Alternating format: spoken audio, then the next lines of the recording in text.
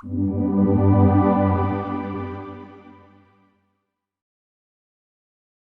mari Ibu Bapak setara hadirin sekalian, sebelum kita mendengarkan uraian Dhamma, mari kita melakukan penghormatan kepada Guru Agung kita, Sang Buddha Gotama. Namo tassa bhagavato arahato sama sambuddhassa. Namo tassa bhagavato arahato sama sambuddhassa. Namo tassa bhagavato arahato sama sambuddhassa. Panya jiwing jiwita mahuseddhanti. Hidup bijaksana dikatakan sebagai kehidupan yang terbaik. Selamat pagi, Namo Buddhaya. Pimpinan Puja Bakti yang saya hormati, Ibu Bapak serta hadirin sekalian yang juga sangat saya hormati dan banggakan. Hari ini kita bertatap muka kembali pada kegiatan Puja Bakti hari Minggu di sesi kegiatan Dhamma Desana. Hari ini saya akan mengangkat topik yang berjudul potensi bencana yang dialami oleh manusia. Mengapa hari ini saya mengangkat topik ini, Ibu Bapak? Karena ada sebagian orang berpikir bahwa bencana alam ini atau bencana apapun yang dihadapi oleh manusia itu adalah hukuman. Bencana adalah ujian. Bencana adalah cobaan. Itu adalah cara pandang yang biasa dimengerti oleh masyarakat pada umumnya. Nah, bagaimana pandangan umat Buddha dalam melihat bencana dan apa saja bencana di dalam agama Buddha nanti akan dibahas pada sesi pagi hari ini. Ibu Bapak, di dalam agama Buddha ada beberapa hukum dhamma yang dikatakan pasti menjadi satu hukum yang mengatur. Dalam artian mengatur di sini adalah menjadi satu kondisi-kondisi yang menyebabkan perubahan-perubahan terjadi. Yang pertama, bencana ini dibagi menjadi 3 ya Ibu Bapak. Ada yang disebut bencana alam. Kemudian yang kedua, bencana non-alam. Kenapa disebut bencana alam? Karena disebabkan secara alami terjadi dari faktor-faktor perubahan alam itu sendiri. Kalau bencana non-alam, ya bencana yang terjadi karena faktor bukan alam atau bukan dari perubahan alam. Tapi bisa karena teknologi, bisa karena gagal modernisasi, bisa juga karena wabah penyakit. Jadi ini yang disebut sebagai bencana non-alam. Kemudian ada yang ketiga, bencana sosial. Jadi bencana yang terjadi atau muncul karena disebabkan oleh faktor-faktor sosial atau terjadinya konflik sosial di masyarakat sehingga terjadi bencana itu. Jadi secara umum bencana itu ada 3 macam. Nah, bencana itu apa sebenarnya Ibu Bapak? Bencana adalah segala bentuk gangguan ya ataupun rintangan baik yang disebabkan oleh faktor alam ataupun bukan alam yang menyebabkan perubahan-perubahan pada masyarakat, baik perubahan secara fisik, perubahan secara sosial, dan perubahan secara psikis. Jadi ini yang dimaksud dengan bencana. Kalau kita bicara tentang bencana alam, Ibu Bapak, di Indonesia ini merupakan salah satu wilayah yang punya potensi mengalami bencana alam tersebut. Apakah hanya Indonesia saja? Ya, tentunya juga negara-negara lain atau wilayah-wilayah lain. Nah, di dalam Dhamma juga dikatakan bencana alam ini biasa ya terpengaruh oleh hukum alam yang disebut sebagai salah satu yang mengatur ya, terjadinya perubahan-perubahan secara alami atau energi alam semesta ini disebut sebagai hukum utu niyama. Nah, bencana alam itu dibagi menjadi 3. Ada bencana alam karena faktor geologis. Jadi, bencana karena faktor geologis ini terjadi perubahan-perubahan faktor fisik dari bumi. Ya, dari bumi. Misalkan terjadi pergeseran bumi, pergeseran lempeng tanah, ya, kemudian terjadi letusan gunung dari gempa tektonik ataupun gempa vulkanik. Ini juga dikatakan bisa berpotensi memberikan bencana pada manusia.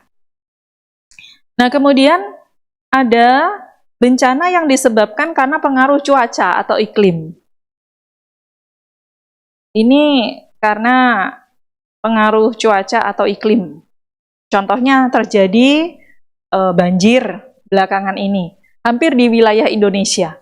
Bahkan pada saat saya tinggal di wilayah Banten, Provinsi Banten ya Ibu Bapak, bukan hanya Jakarta saja yang terkena dampaknya banjir itu, tetapi juga wilayah Banten dan sekitarnya pada saat musim hujan. 3 hari hujan berturut-turut, ya karena pengaruh iklim cuaca ini, nah ini bisa punya potensi terjadinya banjir. Bahkan tahun ini Indonesia juga mengalami banjir besar di wilayah Sumatera. Itu juga karena faktor iklim cuaca.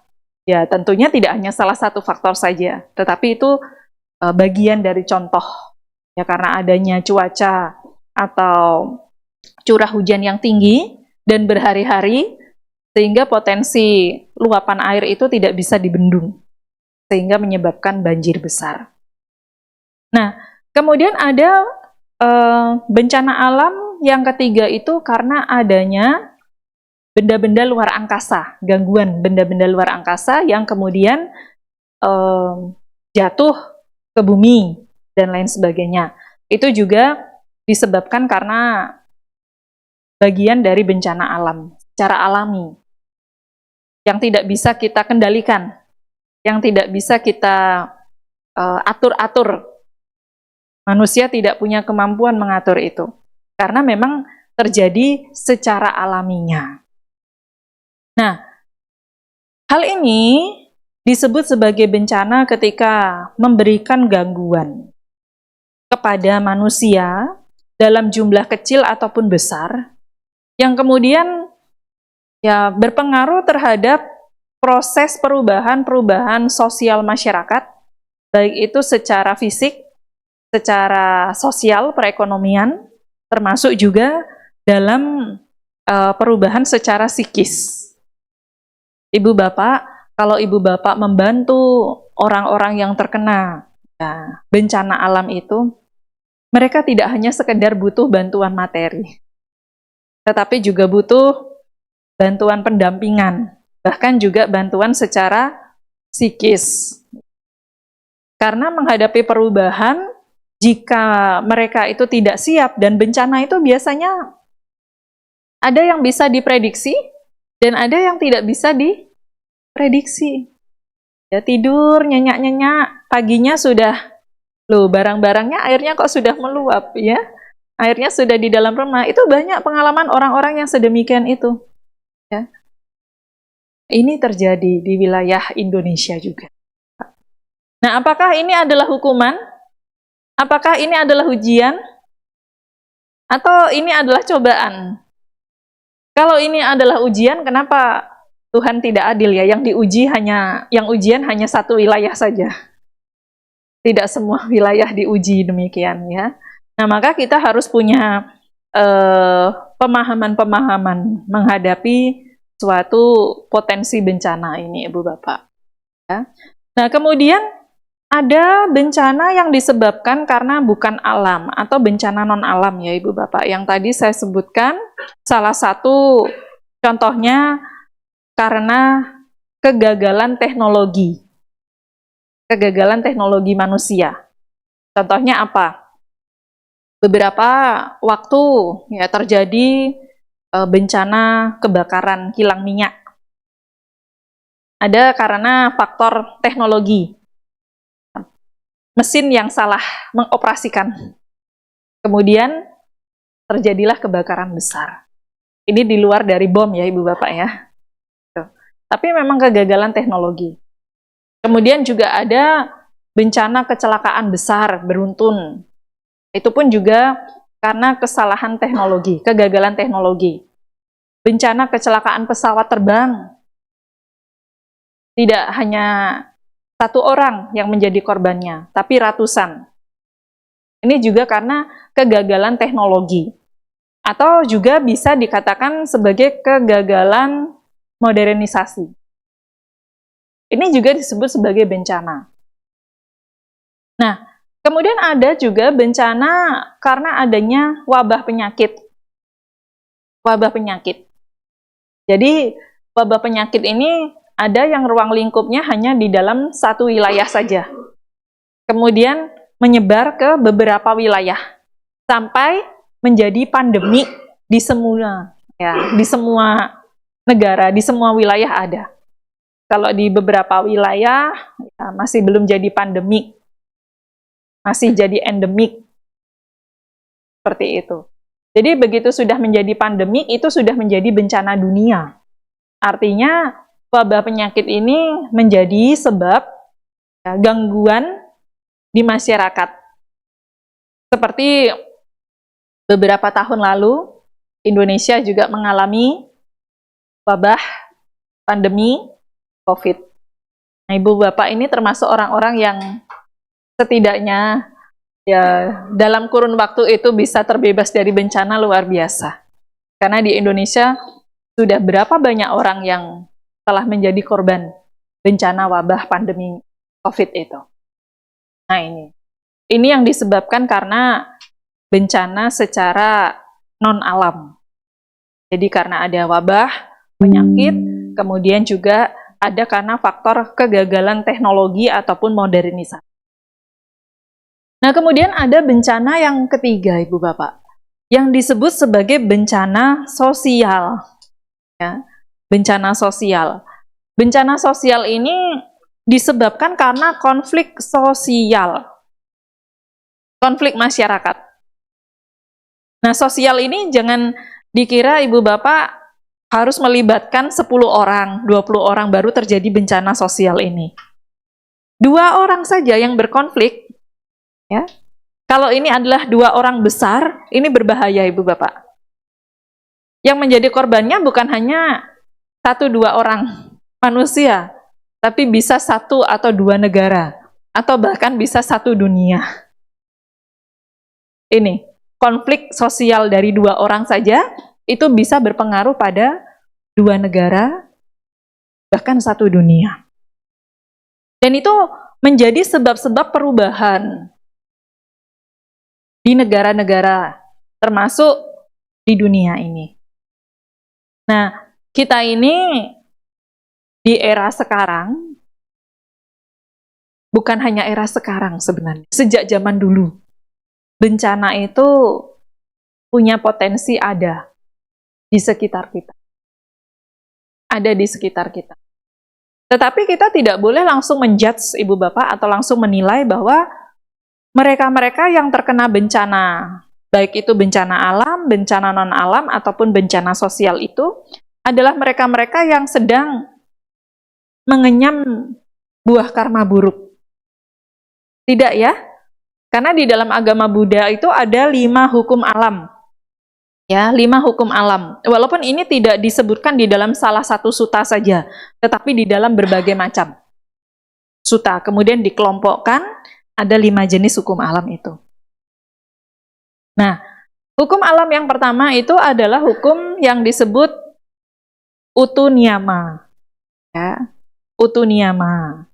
Utu niyama ini adalah hukum alam yang mengatur segala aktivitas anorganik.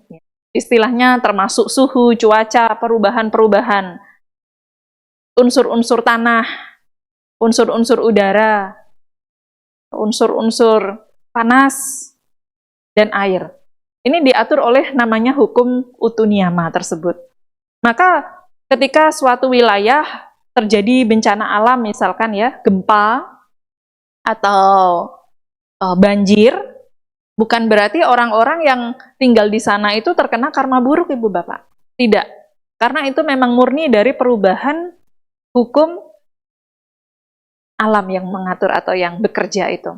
Termasuk perubahan alam itu sendiri. Perubahan alamnya. Begitu. Kenapa saya bisa mengatakan begitu? Ada orang-orang yang dikatakan wilayahnya itu terkena bencana. Tetapi rumahnya aman-aman. Keluarganya juga selamat. Dan mereka menjalani kehidupan baik-baik saja. Tapi ada orang yang tiba-tiba datang ke tempat itu, yang bukan penduduk wilayah sana, pas pada saat bencana, justru malah terkena dampaknya, akibatnya.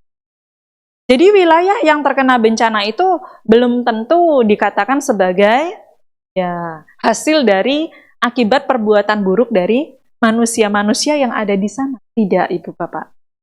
Karena cara pandang agama Buddha dalam memandang hal itu harus melihat dari semua aspek, semua faktor. Nah, salah satunya karena faktor alam itu, faktor dari utu niyama, bekerjanya hukum utu niyama ini. Nah, kemudian yang kedua itu adalah bija niyama. Bija niyama ini adalah hukum yang mengatur segala aktivitas organik, ya, termasuk pertumbuhan tanaman, termasuk bagaimana alam semesta ini bekerja, ada binatang, dan lain sebagainya. Nah, bija niyama ini juga memberikan dampak-dampak pada perubahan-perubahan alam sekitar kita. Kalau manusia mengerti ya cara kerja dari bija niyama termasuk utu niyama ini, mereka akan menjalani kehidupan ya selaras dengan alam. Kehidupan yang selaras dengan alam itulah kehidupan yang dikatakan harmoni dengan alam. Tetapi ketika manusia tidak mengerti cara kerja ya hukum dari utu niyama dan bija niyama, maka tidak terjadi keselarasan dengan alam. Dan itulah yang menjadi potensi timbulnya bencana sebenarnya. Nah, bija niyama ini juga berpengaruh terhadap proses-proses perubahan alam sekitar kita, lingkungan kita. Dulu waktu kecil, saya tidak tahu ya, kalau di Surabaya memang cuacanya panas ya. Dari dulu sampai sekarang ya seperti ini. Tetapi kalau Ibu Bapak tinggal di daerah-daerah yang dulunya suhu udaranya itu sejuk ya, saat ini sudah mulai banyak perubahan-perubahan. Mengapa banyak perubahan-perubahan itu, Ibu Bapak? Karena terjadi perubahan-perubahan juga pola budaya masyarakatnya. Pola budaya masyarakatnya. Kalau dulu rumah-rumah itu masih terbuat dari bahan-bahan alami. Gedung-gedung belum banyak dibangun. Kebun, hutan masih banyak. Tapi sekarang ya semakin banyak pembangunan gedung, kemudian infrastruktur, bukan berarti itu juga tidak bermanfaat Ibu Bapak, tetapi juga akan memberikan dampak perubahan-perubahan alam, perubahan-perubahan alam. Dan tentunya ini memberikan pengaruh terhadap ya aspek-aspek yang lainnya dalam hal bekerjanya. Nah, kemudian yang ketiga, hukum niyama yang ketiga ini dikenal sebagai hukum kama niyama. Ada utu niyama, bija niyama, dan kama niyama. Kama ini adalah karma, hukum perbuatan. Jadi setiap tindakan manusia itu menjadi faktor-faktor ya penentu bagaimana bencana itu bisa hadir, bisa datang ya, pada manusia itu sendiri juga. Kama melalui apa ya Sila? Kama melalui tiga pintu. Bukan hanya karma perbuatan jasmani saja, tetapi juga karma melalui 3 pintu ini. Bekerjanya karma itu gimana ya Sila? Ini yang tidak gampang Ibu Bapak. Tidak gampang. Bekerjanya karma ini hanya bisa dipahami, diketahui oleh ya seorang sama Sambuddha. Ya, atau mereka yang telah memang mengerti sebab-sebab kemunculan dari segala fenomena batiniah. Nah, ini disebut sebagai karma. Karma ini juga menjadi potensi terjadinya suatu bencana. Bencana perang misalkan. Saya dulu waktu kecil membaca buku sejarah. Taunya ada Perang Dunia Pertama, Perang Dunia Kedua. Nah ini sekarang ini ada Perang Dunia keberapa Ibu Bapak? Ini terjadinya bencana perang itu bukan hanya semata-mata karena faktor alam, tapi juga karena faktor karma ini. Ini adalah hasil dari karma. Bencana perang itu hasil dari karma. Karma apa? Karma dari pikiran yang tidak bisa dikendalikan. Pikiran dari yang tidak bisa dikendalikan. Pikiran apa? Pikiran yang penuh keserakahan, pikiran yang penuh kebencian, dan tepatnya adalah pikiran yang disertai pandangan salah. Perang. Dampak perang itu membahagiakan atau menderita Ibu Bapak? Nah, siapa yang mau perang sebenarnya?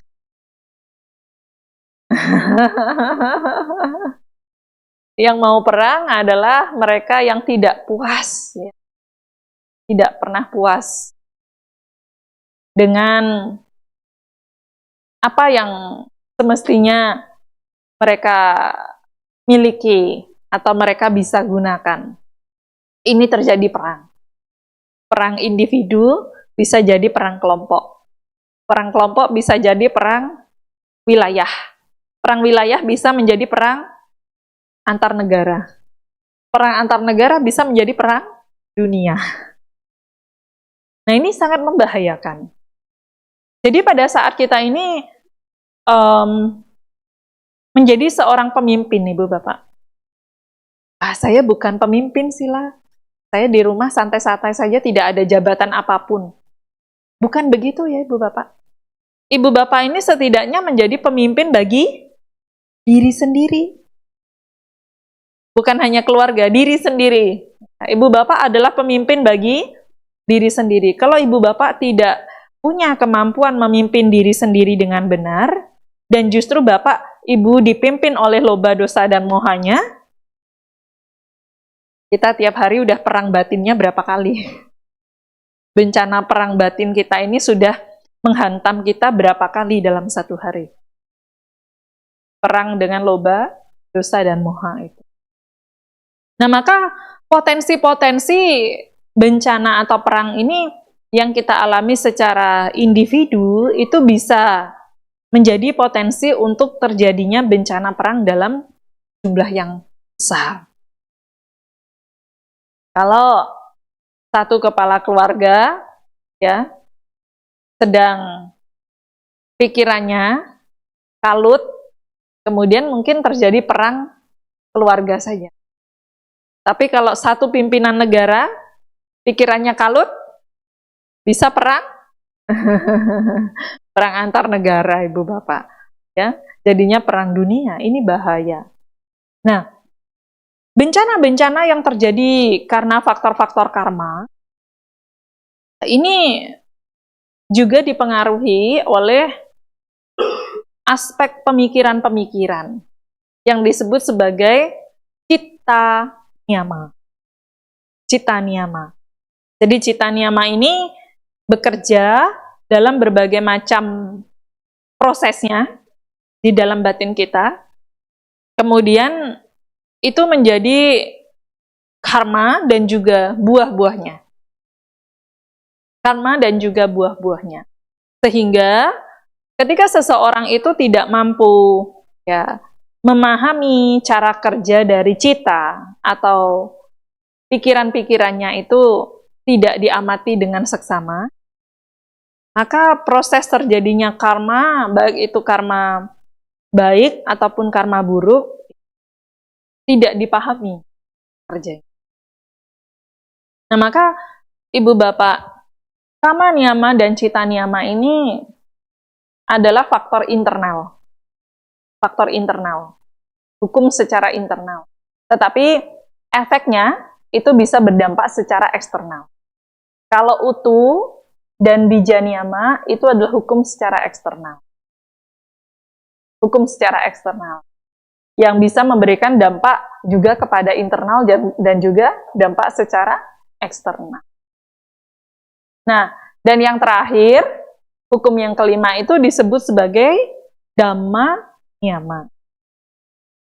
4 hal yang berbeda dengan 4 hukum, satu hal yang berbeda dengan 4 hukum lainnya. Ya, itu yang disebut sebagai dhamma niyama. Contohnya apa sila? Dhamma niyama ini adalah hukum-hukum yang memang bekerja seperti contohnya terjadinya gempa pada saat kemunculan seorang Samasambuddha. Terjadinya gempa pada saat kemunculan seorang Samasambuddha. 10.000 alam semesta bergetar.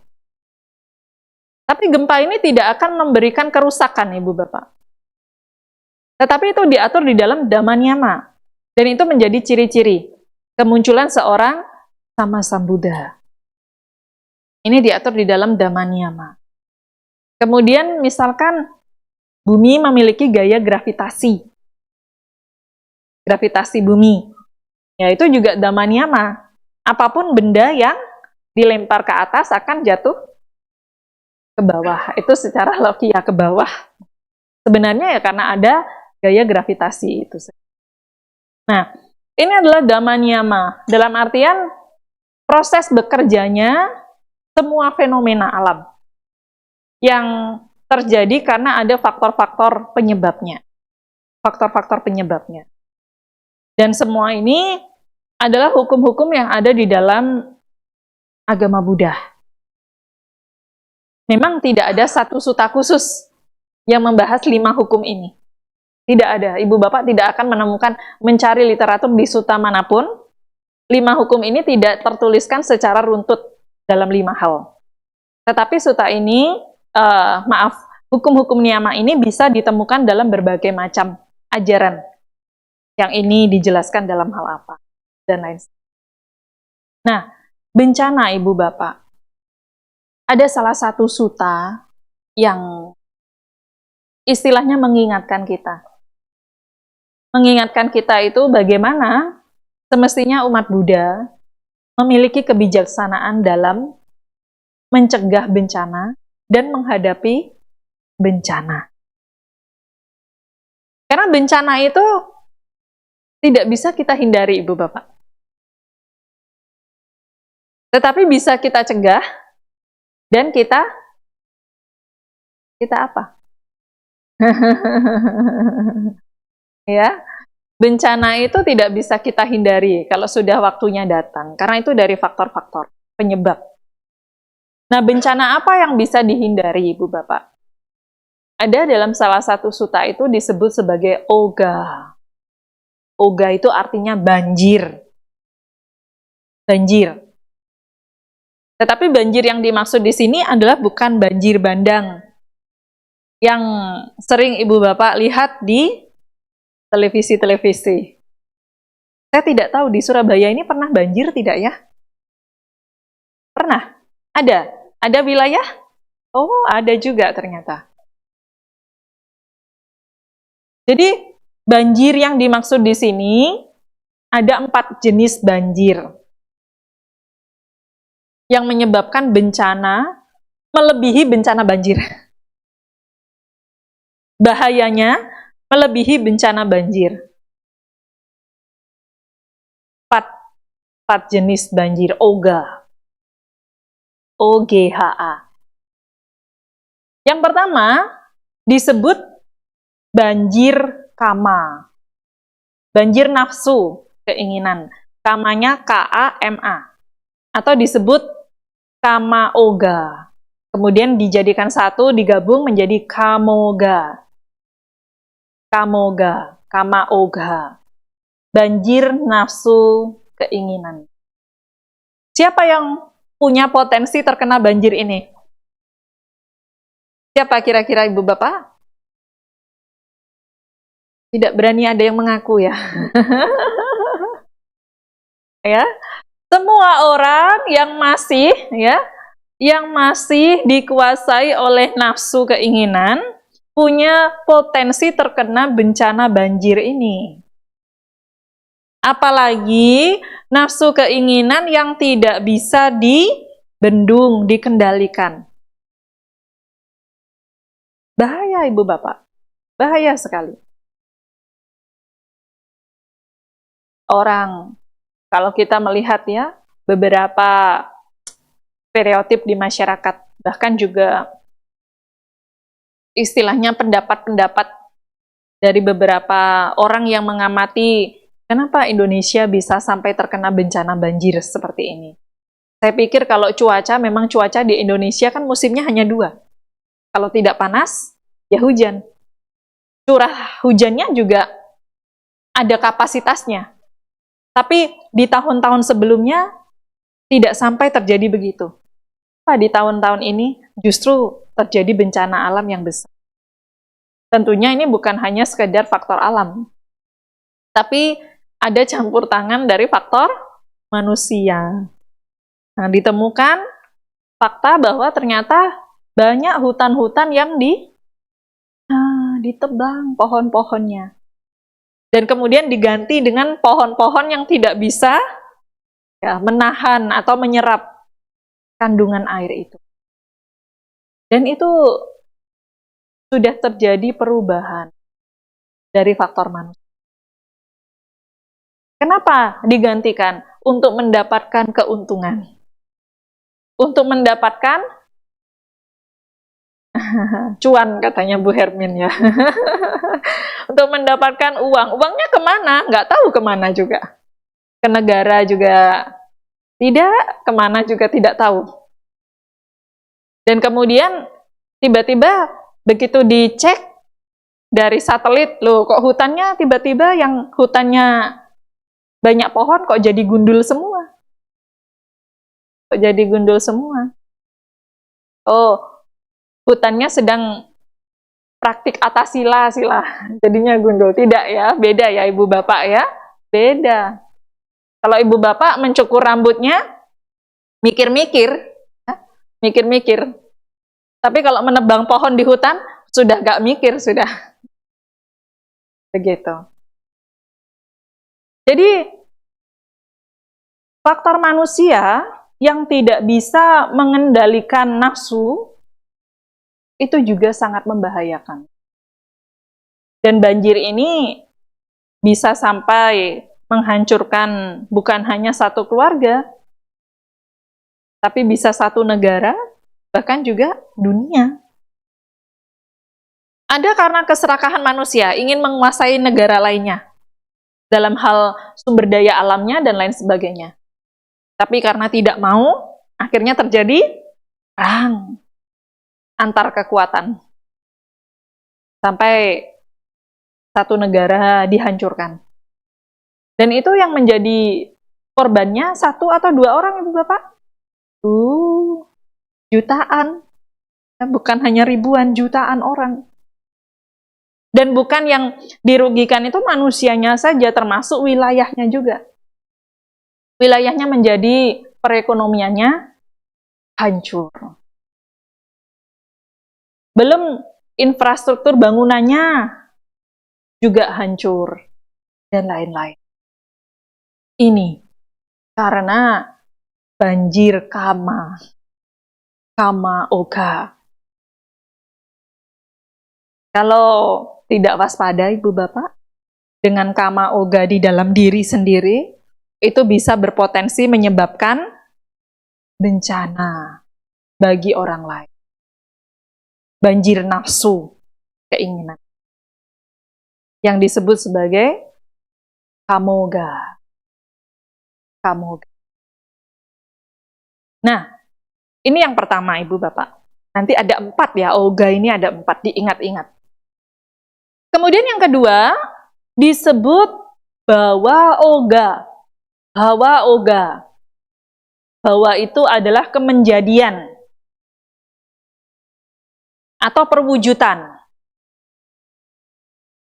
Jadi seseorang itu banjir keinginan juga, tapi untuk mau menjadi apa? Ya. Untuk mau terwujud sebagai apa? Dan ini juga disebut sebagai banjir di dalam Oga Sutta ini. Ya, Oga Sutta. Nah, sehingga ini juga bencana, Ibu Bapak. Bencana penderitaan yang tidak ada habisnya. Dan penderitaan itu melebih-lebihi bencana banjir biasa. Bahkan bisa jadi bencana lebih besar dalam banyak kelahiran.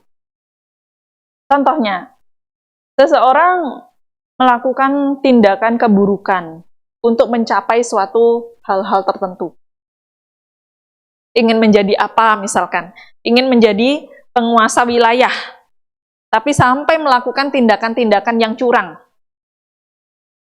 Ingin menjadi apa? Banyak faktor. Ingin menjadi manusia, ingin menjadi dewa, ingin menjadi apapun itu. Inginnya sih menjadi dewa sila, kok tiba-tiba celingnya di alam peta. Berarti ini ada yang salah ini ya. Nah, orang yang masih haus dengan perwujudan, kadang melakukan keburukan ataupun kebaikan demi perwujudan-perwujudan itu juga dikatakan sebagai orang yang masih dikuasai oleh bawa oga. Banjir kemenjadian, banjir perwujudan. Berarti apakah tidak boleh sila saya beraspirasi, misalkan saya berbuat baik, semoga nanti terlahir di alam dewa, atau menjadi manusia yang kaya raya dan lain sebagainya? Boleh, tapi dengan segala resikonya. Resikonya apa? Ya masih akan terus mengalami duka. Begitu. Akan juga mengalami penderitaan. Penderitaan karena apa? Penderitaan karena kelahiran. Ya, kemelekatan benar, ya, melekat dengan perwujudan itu menyebabkan kelahiran.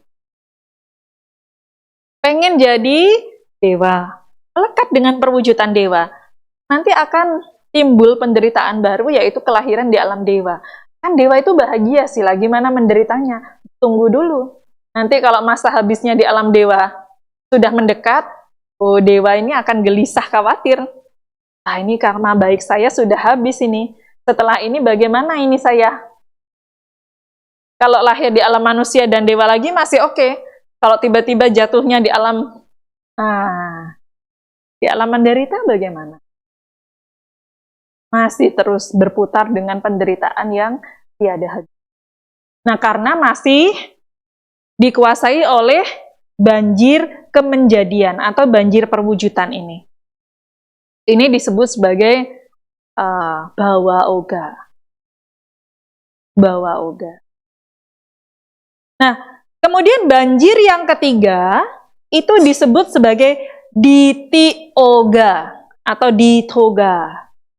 banjir pandangan salah. Pandangan salah apa ini, Sila?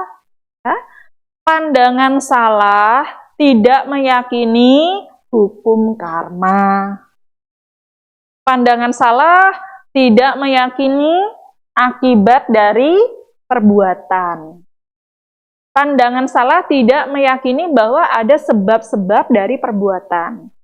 Termasuk juga pandangan salah karena tidak meyakini keduanya, baik sebab ataupun akibat dari perbuatan itu. Nah, ini juga disebut sebagai pandangan salah, banjir pandangan salah. Apakah ada, Sila, orang-orang begitu? Banyak. Siapa itu? Umat Buddha juga masih banyak.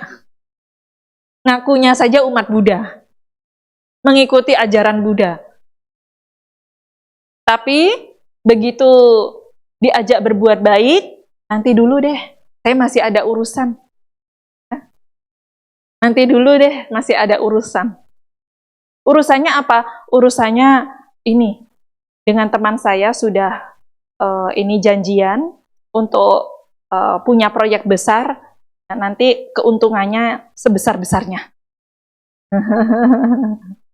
Begitu. Dengan cara ini. Kita tahu bahwa perbuatan itu akan menghasilkan akibat. Tapi untuk menghindari keburukan saja, Ibu Bapak, kita itu masih belum takut, belum punya rasa malu untuk dapat tidak melakukan keburukan itu. Nah, seseorang yang meyakini hukum karma, ya termasuk sebab dan akibat dari perbuatan itu, kalau orang ini diajak untuk melakukan keburukan, kira-kira mau atau tidak, Ibu Bapak?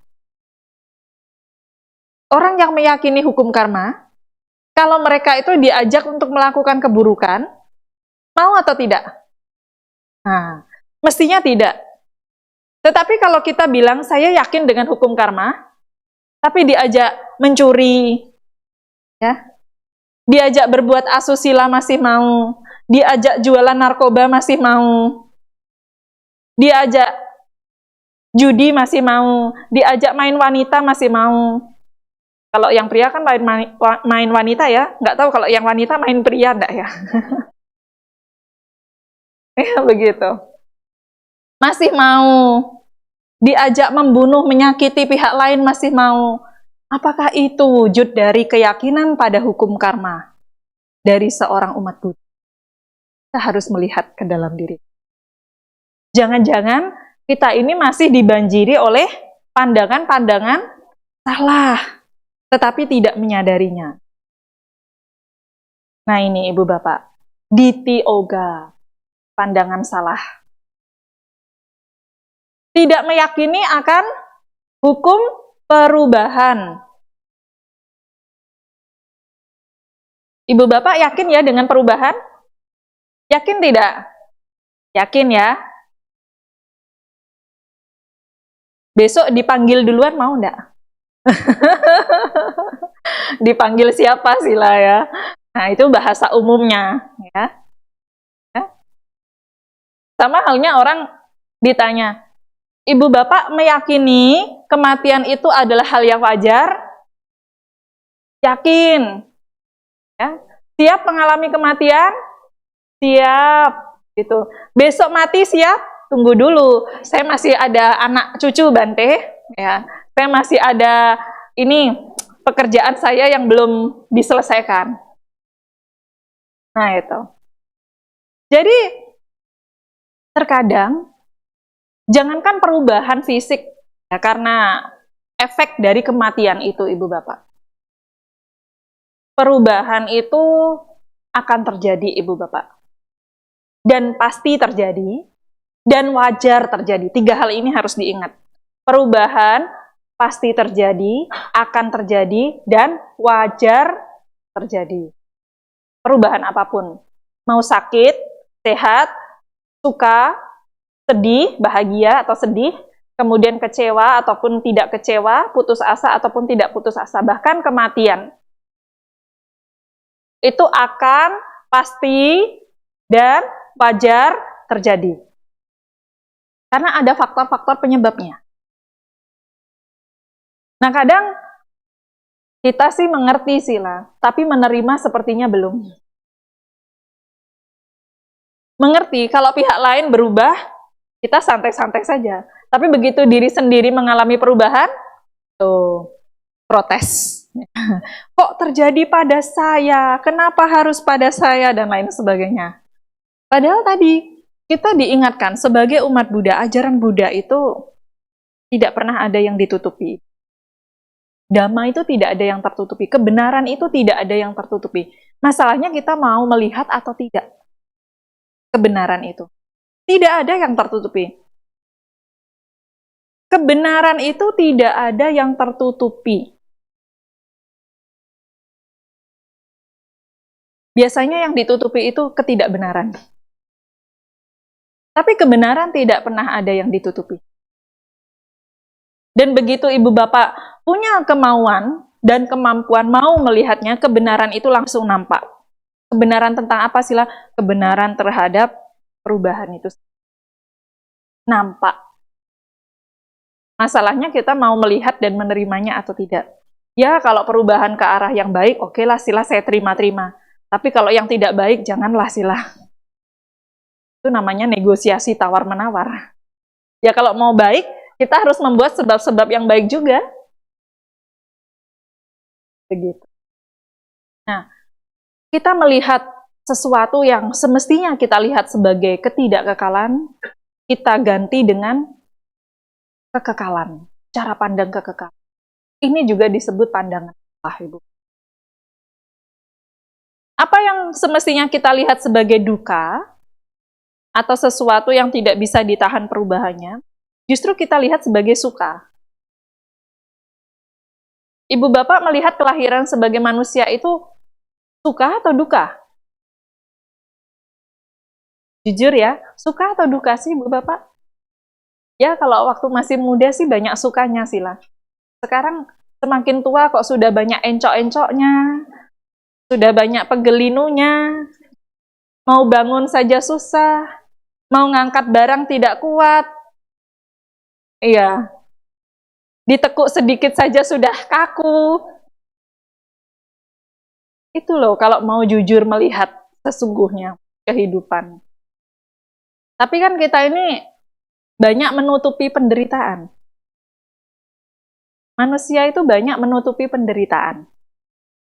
Bosen sedikit di rumah, kemana perginya? Oh, nah, bukan saya yang bilang ya ibu bapak ya. Ibu bapak sendiri ya. Bosen di rumah, pergi ke mall. Untuk apa itu? Itu mall itu hanya tempat untuk menutupi duka. Sementara. Pergi lagi kemana, dan lain sebagainya. Untuk menutupi duka. Ya memang duka itu harus dilihat ibu bapak, harus dilihat. Tetapi bagaimana supaya walaupun ada duka, batin kita itu tidak menderita, kita harus melihat duka itu sebagai konsekuensi dari kelahiran ini. Supaya tidak mengalami potensi itu lagi, bagaimana? Ya harus punya pandangan benar. Menyelesaikan keinginan dari banjir kama oga tadi, dan banjir bawah oga. Supaya biti oga ini juga bisa teratasi. Dan yang terakhir itu Bapak. Yang terakhir itu adalah banjir ketidaktahuan. Atau disebut awija oga. Awijoga. Awija oga. Banjir ketidaktahuan. Ini kalau dibahas lagi, sesinya 6 jam seperti kemarin ya. Kemarin yang ikut diskusi Dhamma, ada kelas dari jam 3 sampai jam 5, kemudian lanjut jam 6 sampai jam 8 lebih. Nah, intinya kita ini dalam menjalani kehidupan, kenapa banyak terjadi situasi yang menghimpit atau menjadi sebuah masalah ya, dalam kehidupan ini. Itu karena kita ini kurangnya kebijaksanaan.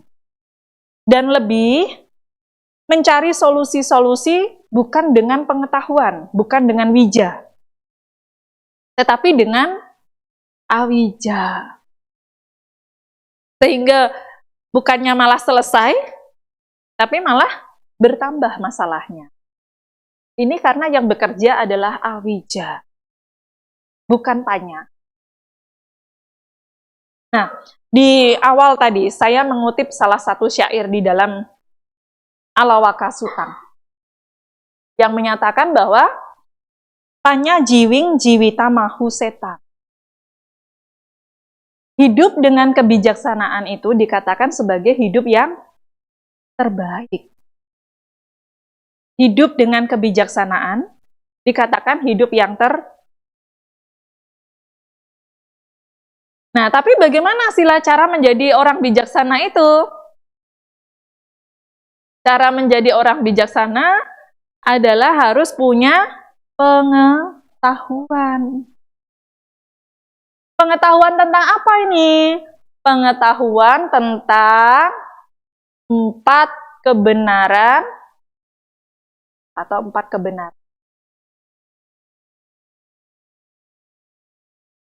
Kalau orang memahami itu, ini dikatakan hidupnya hidup dengan kebijaksanaan. Dan banjir awija tidak sampai menguasai dirinya, menghanyutkan dirinya. Nah, gimana sila hidup berkebijaksanaan dengan 4 kebenaran Arya? Dalam aktivitas sehari-hari, sudahkah kita melihat segala sesuatu itu dari aspek duka? Sudahkah kita melihat segala sesuatu itu dari aspek sebab duka? Sudahkah kita melihat segala sesuatu itu dari aspek padamnya duka? Dan sudahkah kita melihat segala sesuatu itu dengan cara pandang mempraktikkan Atangika Arya Maga? Kalau kita menggunakan 4 hal ini sebagai aktivitas kita dalam menjalani kehidupan, itu dikatakan hidup kita selaras dengan kebijaksanaan. Hidup kita selaras dengan kebijaksanaan. Kemarin saya contohkan, saya yakin umat Buddha ini sudah tidak asing dengan praktik dana ya. Dana dan sila tidak asing ya. Tapi bagaimana cara praktik dana selaras dengan 4 kebenaran mulia ini sila?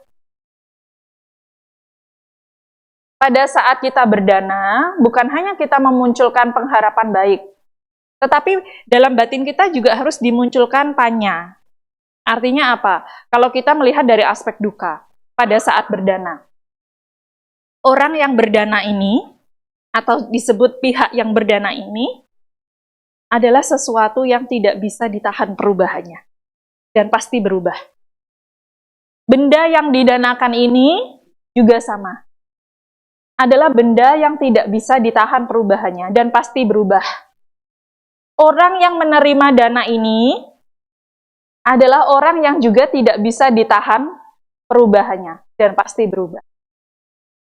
Sehingga tidaklah sulit semestinya jika saya memberi, berbagi, merelakan sedikit atau banyak apa yang saya anggap milik kepada pihak lain yang membutuhkan. Karena pihak lain pun yang menerima itu hanya sebatas memakai, dan itu juga tidak selamanya. Itu untuk mengikis sebab keterikatan, tanha, kepemilikan terhadap benda yang kita miliki. Kemudian menjadi ada kelegaan dalam praktik berdana. Jadi bukan malah berdana menimbulkan kama oga dan bawa oga ya Ibu Bapak ya. Nanti berdana semoga saya menjadi kaya raya. Wah itu kama oga itu. Semoga saya menjadi makhluk dewa nanti setelah ini. Ya, itu sudah bawa oga. Dan semoga saya memiliki usia yang sangat panjang sekali. Nah, itu sudah diti oga. Tapi kalau kita berdana dengan cara pandang yang benar dari aspek 4 kebenaran Arya ini, walaupun diambil salah satunya, itu nanti akan menjadi cara praktik berdasarkan wija, berdasarkan pengalaman. Dan itu perasaannya akan berbeda. Rasa yang dilakukan juga berbeda. Termasuk dalam hal praktik sila. Termasuk dalam hal praktik samadhi. Praktik sila ini dijalankan oleh siapa? Diri yang menjalankan praktik sila ini tidak selamanya. Tidak mampu dipertahankan. Tapi satu hari dengan merawat sila ini ada banyak manfaat terbebasnya dari duka, dari pihak yang menjalani dan juga pihak yang ada di sekitarnya. Dengan tidak menyakiti pihak lain, diri sendiri tidak menderita, pihak lain tidak menderita. Dan hanya begitu saja. Tidak usah diberi embel-embel, oh ini loh saya yang setiap hari uposata atas sila. Dan lain sebagainya. Supaya menjalankan sila ini untuk dihormati dan lain sebagainya. Tidak usah itu Ibu Bapak. Harus direnungkan dengan mengerti, melihat itu dari aspek mengikis awija. Yaitu melihat itu dari aspek duka, sebab duka, padamnya duka, dan juga jalan menuju padamnya. Nah, baru awija itu tidak akan menghanyutkan kita, tidak akan menjadi bencana bagi diri sendiri. Kalau sudah diri sendiri terbebas dari 4 bencana itu, maka tidak akan menimbulkan bencana bagi pihak lain. Nah, inilah Ibu Bapak, 4 potensi bencana di dalam diri sendiri ini yang harus supaya tidak menghanyutkan diri sendiri dan juga menghanyutkan orang lain. Anumodana dan terima kasih. Apa yang disampaikan mengenai potensi bencana yang dialami manusia telah selesai disampaikan.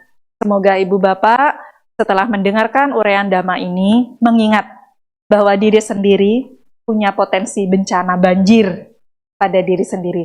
Jadi harus berjuang menyelamatkan diri sendiri agar terbebas dari bencana bagi diri sendiri dan tidak menghasilkan atau mengkondisikan bencana bagi pihak.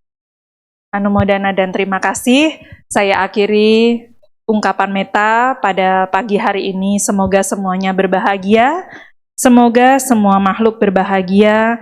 Sabe sata bawantu suki tata. Sadu, sadu, sadu.